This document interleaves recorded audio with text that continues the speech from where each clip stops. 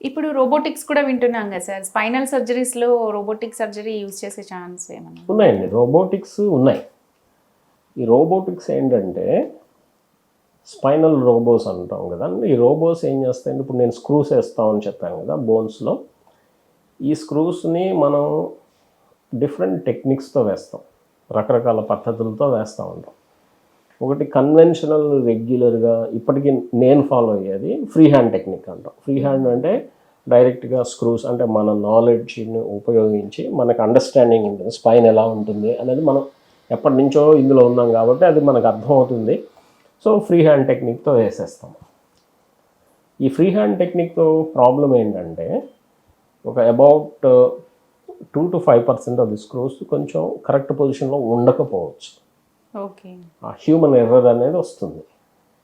So అందు గురించి కొంతమంది ఏం చేస్తారంటే ఇమేజ్ గైడెడ్ స్క్రూస్ అంటారు. ఇమేజ్ గైడెడ్ అంటే ఇమేజ్ ఇంటెన్సిఫైర్ అని ఒక మిషన్ ఉంటుంది.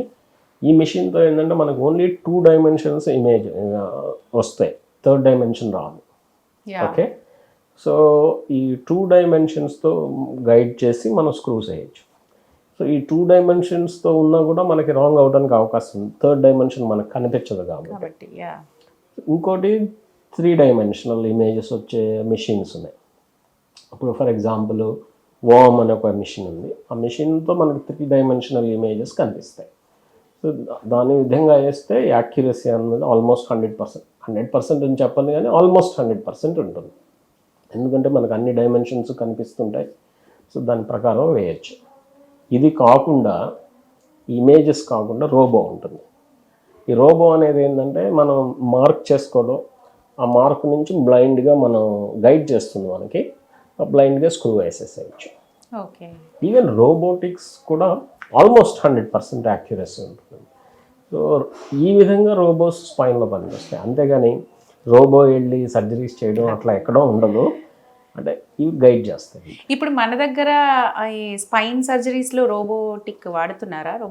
రోబోటిక్స్ అందుబాటులో ఉన్నాయి, మన హైదరాబాద్లో అందుబాటులో ఉన్నాయి.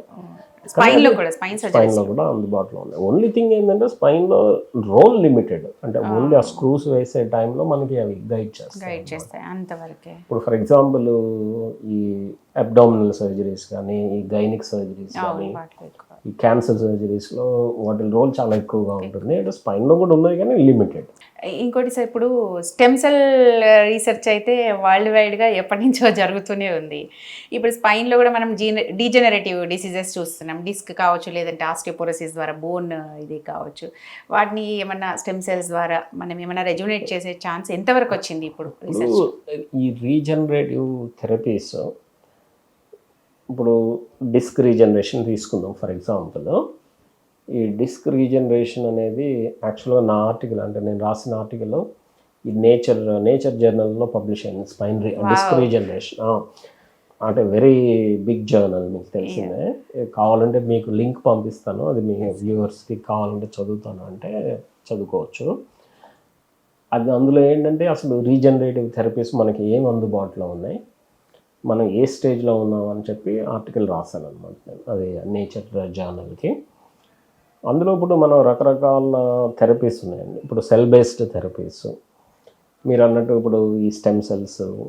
కానీ ఏంటంటే అవి యాక్యురేట్గా 100%, ఇప్పుడు 100 మందికి మనం ఇంజెక్ట్ చేస్తే అట్లీస్ట్ ఒక 70-80% పేషెంట్స్లో మనం అరిగింది నార్మల్ అవుతుంది అనేది ఇంతవరకు మనకు లేదు.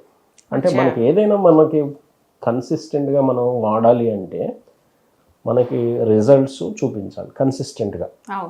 అట్లీస్ట్ ఒక 70% పేషెంట్స్లో పనిచేసింది అని అంటే మనకు ఓకే, సో వాడడానికి అవకాశాలు ఉంటాయి. ప్రస్తుతానికి ఇంకా అది స్టాండర్డైజ్ కాలేదు సెల్ థెరపీస్ వరకు. రెండోది ఏంటంటే జీన్ థెరపీస్ ఉన్నాయి, రకరకాల జీన్ థెరపీ అవైలబుల్ ఉందా సార్? అంటే ఉన్నాయి, అంటే డెఫినెట్గా లాట్ ఆఫ్ రీసెర్చ్ జరుగుతుంది. ఇందులో వెరీ ప్రామిసింగ్, నేను బాగా ఇంట్రెస్టెడ్ జీన్ థెరపీ ఏంటంటే, బహుశా నేను ఒకవేళ ఫ్యూచర్లో ఏదైనా చేస్తే జీన్ థెరపీస్ గురించే ఎస్పెషల్లీ మేము వర్క్ చేస్తున్నాము. ఈ జీన్ థెరపీస్ ఏంటంటే ఇందులో రకరకాల జీన్ థెరపీస్ ఉన్నాయి. ఒకటి మోస్ట్ ఇంట్రెస్టింగ్ ఏంటంటే దీన్ని ఎపిజెనెటిక్ రీప్రోగ్రామింగ్ అంటాం.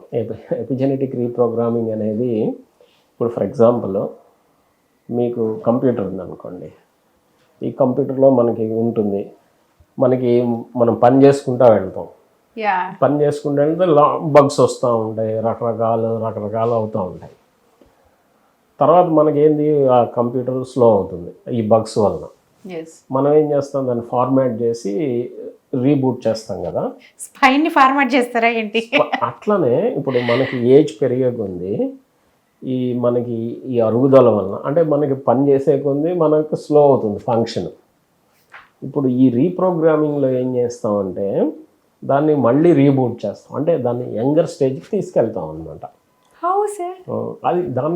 అదే న్యూ టెక్నాలజీ, దాన్ని epigenetic reprogramming. It's very hot area రీసెర్చ్లో ఇప్పుడు.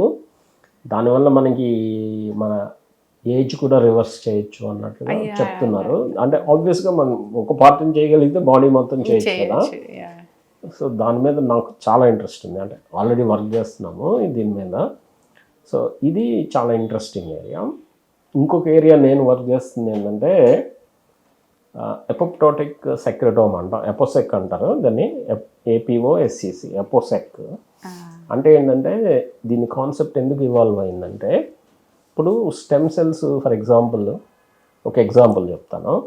ఇప్పుడు హార్ట్ ఏదైనా హార్ట్ అటాక్ వచ్చింది, హార్ట్లో ఒక ఏరియా డ్యామేజ్ అయింది అనుకుందాం. మనం ఏంటంటే స్టెమ్ సెల్స్ ఇచ్చాము.